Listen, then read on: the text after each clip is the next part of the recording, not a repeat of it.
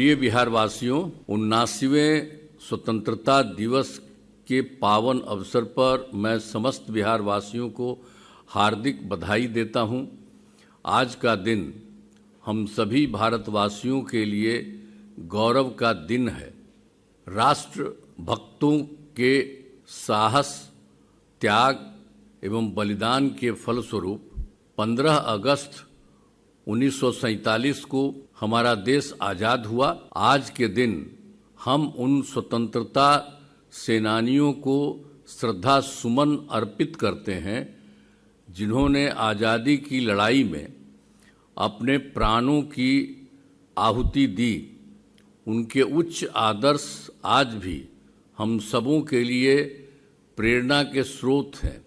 मैं उन वीर जवानों को भी नमन करता हूं जो बहादुरी से देश की सरहदों की सुरक्षा कर रहे हैं। देश की रक्षा करने वाले भारतीय सेना का हम अभिनंदन करते हैं। इतिहास इस बात का गवाह है कि बिहार ने स्वतंत्रता आंदोलन में अग्रणी भूमिका निभाई। सब जानते हैं कि 24 नवंबर वर्ष 2005 को हमारी सरकार बनी थी। सर्वप्रथम राज्य में कानून व्यवस्था को ठीक किया गया।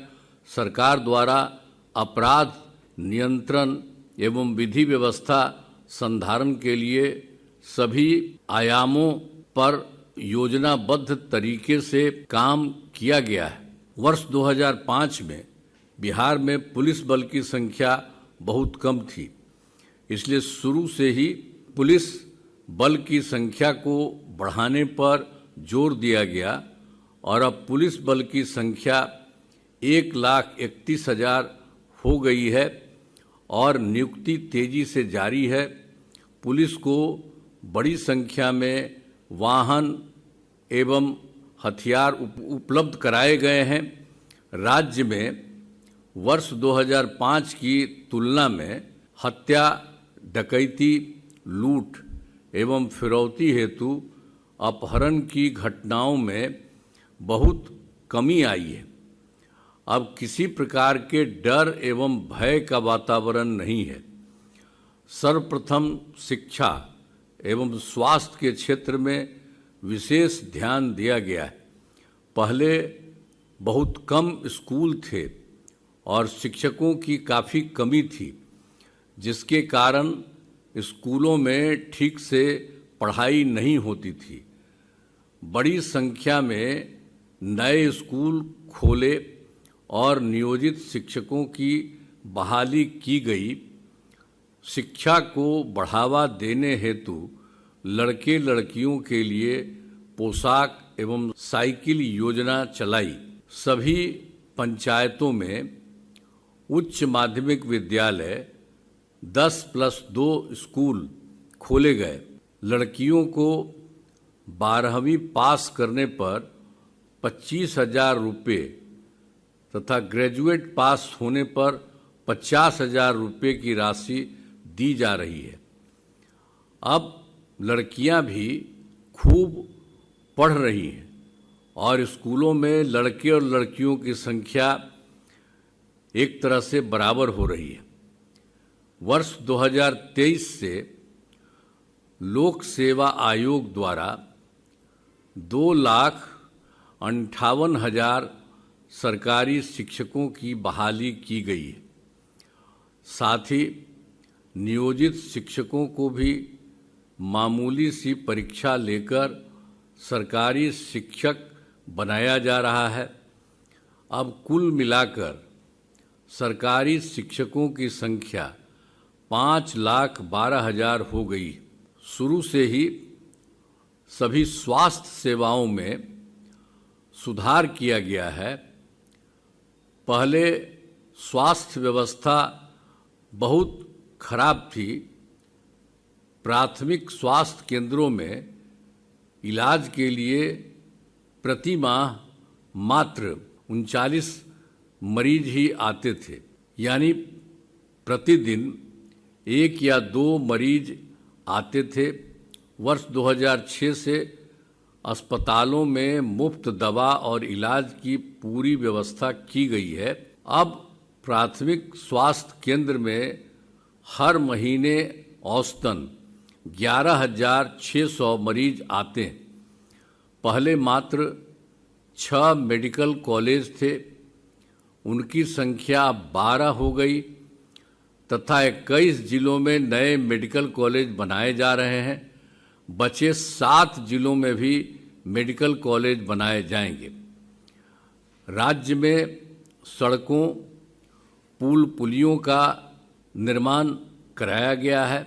अब राज्य में बड़ी संख्या में सड़कों एवं पुल पुलियों, रेल ओवरब्रिज, बाईपास एवं एलिवेटेड रोड का निर्माण किया गया है, जिससे लगभग 5 घंटे में सबसे दूर वाले क्षेत्र से पटना पहुंचना संभव हुआ है।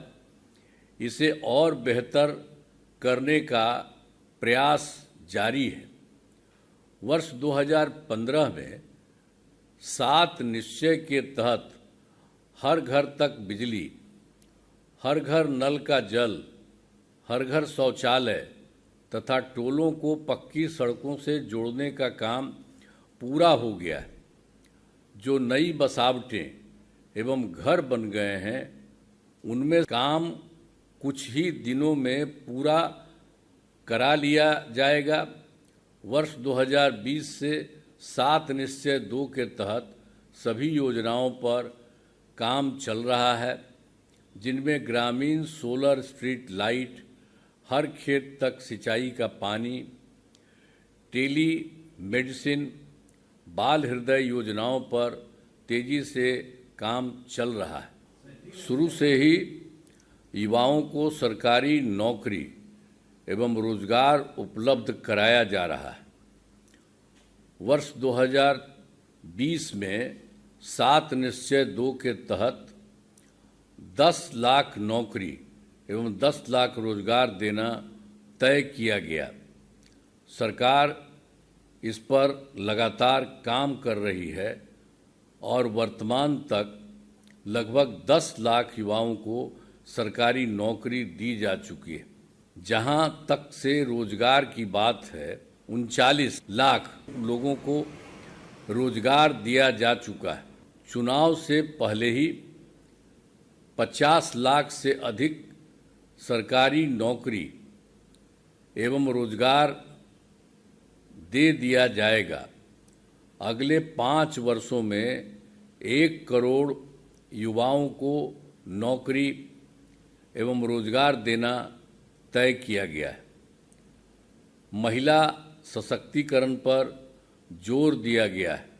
वर्ष 2006 में पंचायती राज संस्थाओं एवं वर्ष 2007 में नगर निकायों में महिलाओं के लिए 50% आरक्षण से शुरुआत की गई।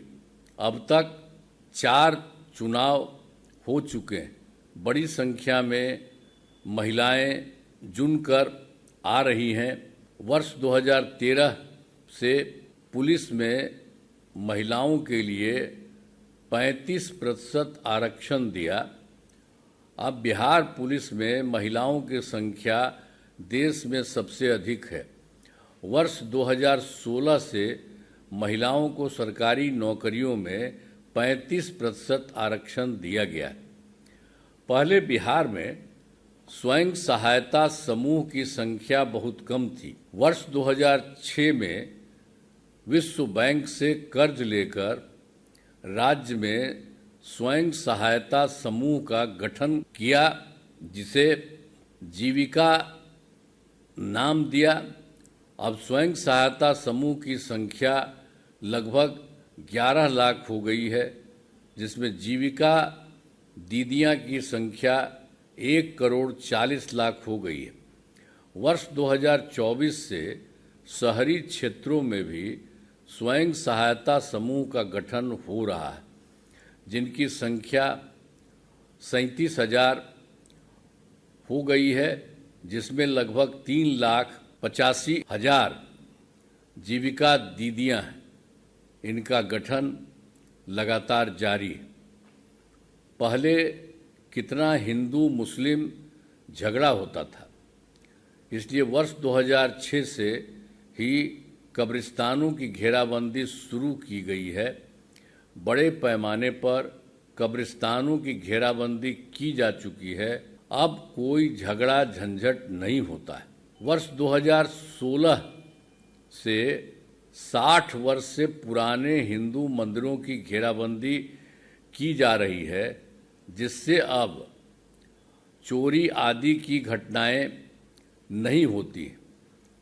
सरकार ने शुरू से ही सभी तबकों का विकास किया है, चाहे हिंदू हो, मुस्लिम हो, अपर कास्ट हो, पिछड़ा हो, अति पिछड़ा हो, दलित हो, महादलित हो, सभी के लिए काम किया गया है। मुस्लिम समुदाय के लिए भी हमने काफ़ी काम किया है। मदरसों को सरकारी मान्यता दी गई है एवं उनके शिक्षकों को सरकारी शिक्षकों के बराबर वेतन दिया जा रहा है। बिहार का विकास तेजी से हो रहा है और आगे भी इसी प्रकार होता रहेगा। वर्ष 2024 के दिसंबर एवं 2025 के जनवरी फरवरी माह में मैंने प्रगति यात्रा के दौरान सभी जिलों में जाकर विकास कार्यों को देखा और जो कमी रही उसके लिए 50,000 करोड़ रुपए की 430 नई योजनाओं की स्वीकृति दी गई है, जिन पर काम शुरू हो चुका है।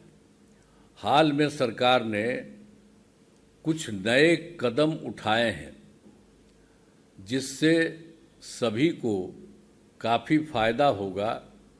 गाँव में शादी समारोह आयोजित करने के लिए सभी पंचायतों में विवाह भवन का निर्माण कराने की स्वीकृति दी गई है।